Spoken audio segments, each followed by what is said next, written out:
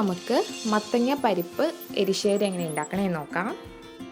നമ്മൾ ആദ്യം തന്നെ ഒരു പ്രഷർ കുക്കറിൽ മത്തങ്ങ ഇതുപോലെ പീസസ് ആയിട്ട് കട്ട് ചെയ്തിടുക. പിന്നെ പരിപ്പ് എടുക്കുക. ഞാനിവിടെ മസൂർ ദാലാണ് എടുത്തിരിക്കുന്നത്. നിങ്ങൾക്ക് ഏത് പരിപ്പ് വേണമെങ്കിലും ഉപയോഗിക്കാം. അതും കൂടെ ഈ കുക്കറിലേക്ക് ചേർത്ത് കൊടുക്കുക. ഇതിലേക്ക് ഒരു 1/2 ടീസ്പൂൺ മഞ്ഞൾപ്പൊടിയും ആവശ്യത്തിന് ഉപ്പും ചേർത്ത് കൊടുക്കുക. എന്നിട്ട് മത്തങ്ങ പീസസൊക്കെ മുങ്ങി നിൽക്കും വിധം ആവശ്യത്തിന് വെള്ളം ഒഴിച്ചു കൊടുക്കുക.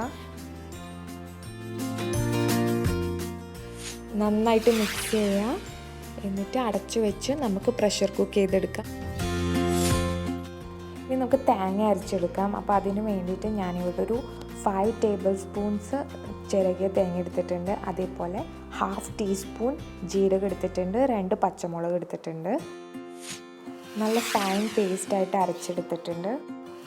ഇപ്പോൾ കുക്കർ ഒരു വിസിലടിച്ചപ്പോൾ തന്നെ ഞാൻ അതിൻ്റെ പ്രഷർ പോയി ഓപ്പൺ ചെയ്ത് നോക്കിയപ്പോൾ മത്തങ്ങയും പരിപ്പൊക്കെ നന്നായിട്ട് വെന്തിട്ടുണ്ട്. മത്തങ്ങയും പരിപ്പൊക്കെ നന്നായിട്ട് വേവണം. അപ്പോൾ എന്തെങ്കിലും മത്തങ്ങയുടെ പീസസ് ഉണ്ടെങ്കിൽ തന്നെ അത് തവി കൊണ്ട് നന്നായിട്ട് ഉടച്ചു കൊടുക്കാം. എന്നിട്ട് അതിലേക്ക് തേങ്ങ അരച്ചതും കൂടെ ചേർത്ത് കൊടുക്കാം.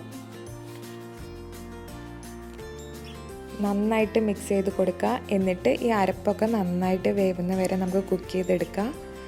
അപ്പോൾ നന്നായിട്ട് തിളക്കട്ടെ, അതുവരെ നമുക്ക് വെയിറ്റ് ചെയ്യാം. ഇപ്പോൾ നന്നായിട്ട് തിളച്ചിട്ടുണ്ട്. ഇനി നമുക്ക് ഇതിലേക്ക് കടുകും മുളകും താളിച്ചിടാം.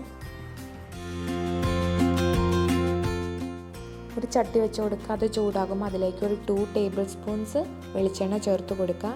എണ്ണ ചൂടാകുമ്പോൾ അതിലേക്ക് 1 ടീസ്പൂൺ കടുക് ചേർത്ത് കൊടുക്കുക. കടുകൊക്കെ പൊട്ടി തുടങ്ങുമ്പോൾ അതിലേക്ക് വറ്റൽമുളകും വേപ്പിലയും ചേർത്ത് കൊടുക്കുക. ലാസ്റ്റ് ഒരു 1/2 ടീസ്പൂൺ മുളക് പൊടിയും കൂടെ ചേർത്ത് കൊടുക്കുക.